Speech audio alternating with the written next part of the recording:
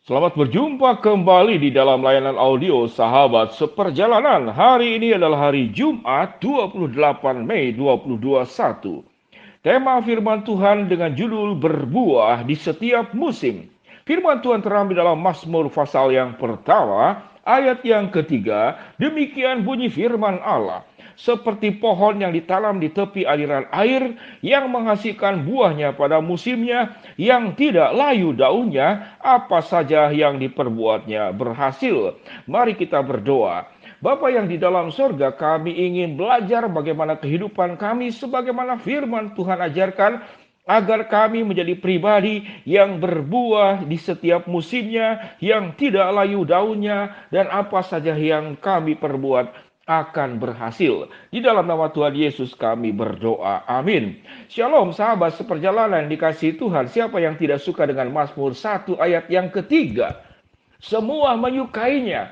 Tatkala kita memiliki pohon yang ditanam kemudian menghasilkan buah pada musimnya, yang tidak layu daunnya, dan apa saja yang diperbuatnya berhasil, semua menyukainya.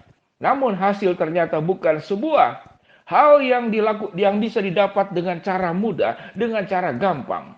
Ada yang mengatakan saya tidak perlu menyiram. Sebetulnya setiap apa yang kita perbuat itu akan menghasilkan buah. Setiap yang kita perbuat, catat kembali, akan menghasilkan buah. Apa yang baik akan menghasilkan buah, apa yang buruk juga akan menghasilkan buah. Ada yang mengatakan, apa itu Pak Pendeta? Kalau yang baik itu pasti yang menghasilkan buah. Tidak. Kita kemudian menabur, katakanlah hoax, akan menimbulkan kebencian. Kita menabur keributan, maka akan menghasilkan buah pertengkaran. Kita menabur ketidakadilan, maka akan menghasilkan dua kelompok yang saling ingin memusnahkan karena merasa tidak diperlakukan dengan adil. Sahabat seperjalanan yang dikasihi Tuhan, kita setiap hari sebetulnya menanam, setiap hari kita menyiram, dan setiap hari kita menabur. Namun pertanyaannya, apa yang kita tanam? Apa yang kita tabur? Apa yang kita katakanlah yang siram? Alkitab mengatakan dalam Mazmur 1, jangan engkau berjalan di jalan orang fasik, jangan berdiri di jalan orang berdosa, dan jangan duduk dalam kumpulan pencemooh. Orang fasik bisa menghasilkan buah, bisa buah keburukan. Orang berdosa bisa menghasilkan buah, bisa perbuatan dosa.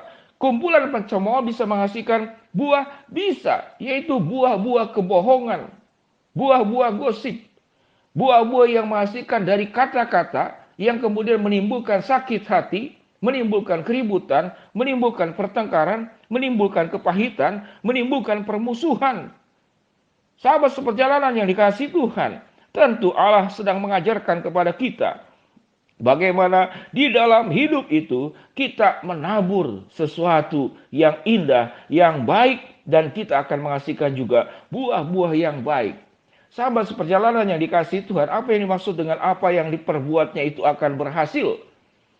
Kebanyakan dari kita dalam kondisi pandemik ini, apalagi dalam kesulitan ekonomi ini, kita hanya berorientasi bahwa buah itu hanya satu macam, yaitu tatkala kita diberkati secara finansial. Dan yang kedua tentu masalah kesehatan. Kita berjuang dengan masalah pandemik. Hanya dua hal ini, yaitu kesehatan dan kemudian finansial yang baik. Tatkala kita punya uang yang cukup, harta yang cukup, apakah benar hanya dua macam buah ini saja? Sementara Allah menciptakan buah-buah dengan berbagai macam banyak hal.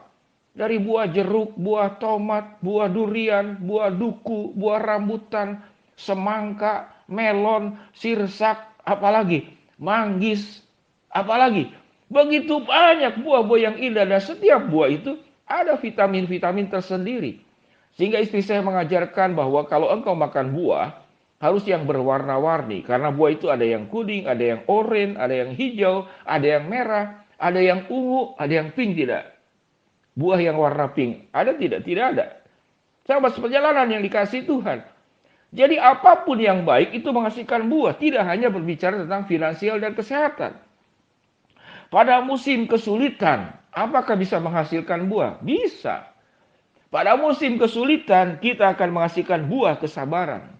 Pada musim kesusahan, kita akan menghasilkan buah kepedulian yang saling memberkati.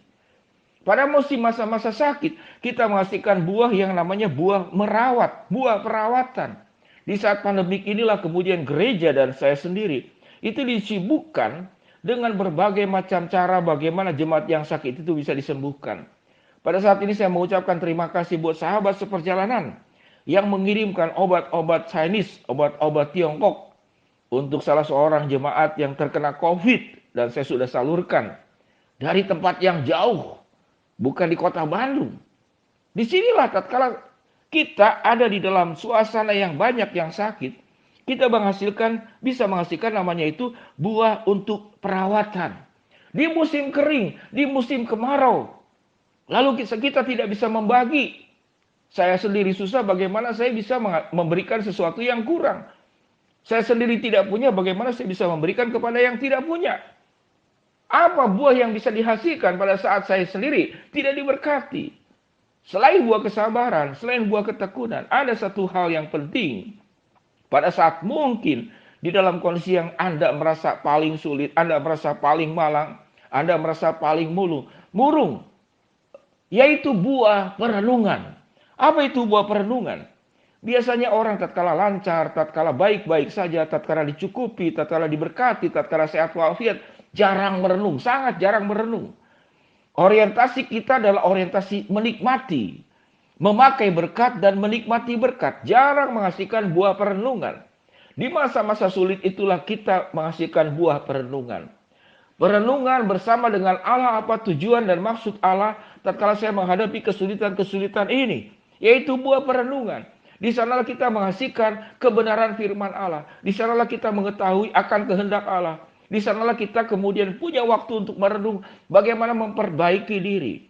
Apakah musibah ini sesungguhnya adalah sebuah pelajaran yang berasal dari Allah. Untuk saya belajar di dalam kondisi-kondisi tertentu, ada aspek apa yang harus saya perbaiki. Ini yang disebut dengan buah perenungan. Sahabat seperjalanan yang dikasihi Tuhan. Setiap keadaan, baik keadaan yang baik atau buruk, kita bisa memetik buah. Kita bisa menghasilkan perkara-perkara yang indah. Kita tidak hanya berorientasi tentang finansial, tidak hanya kesehatan. Ada buah yang saya sebutkan tadi. Sedemikian banyak. Kita tetap akan menghasilkan buah pada musimnya yang tidak layu daunnya. Dan apa saja yang diperbuatnya itu akan berhasil. Allah memberkati setiap yang kita kerjakan, pekerjaan-pekerjaan yang baik.